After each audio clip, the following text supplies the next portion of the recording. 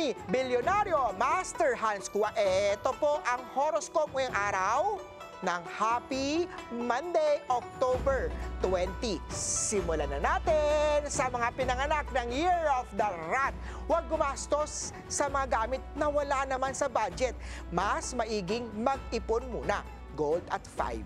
Kay Ox naman tayo, maging maingat sa mga kinakain, lalo na sa pagkain hindi mo kilala kung sino ang nagluto. Green at 6. Kay Tiger naman tayo, iwas tayo ang makisali sa mga office na mga gossip chismis minsan.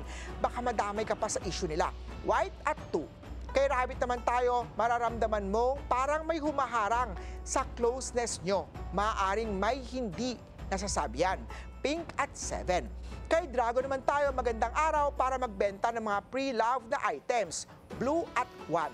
Kay Snake naman tayo, kumain ng masustansya. Iwas tayo sa mga pagkain instant, kagaya ng mga delata. Purple at 9.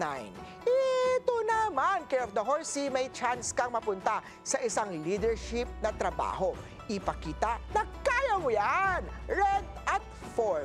Kay Ship naman tayo, maayos ang energy mo, pero huwag ipilit kung pagod na ang katawan. Gray at 6. Kay Year of the Monkey naman tayo, mag-ingat sa pagbibigay ng motibo. Baka ma-misinterpret ka sa kilos mo. Orange at 7. Kay Rooster naman tayo, paratiliin ang regular na stretching o mga light na workout. White at 1. Kay Dog naman tayo, may bonus na paparating. Itabi ito para sa long-term goal. Green at 9. At kay Year of the Pig naman tayo, may delay sa project pero huwag magpanik. Gagana kasi ang diskarte mo. Blue at 8. Paalala lang ha, ito po'y patnubay lamang.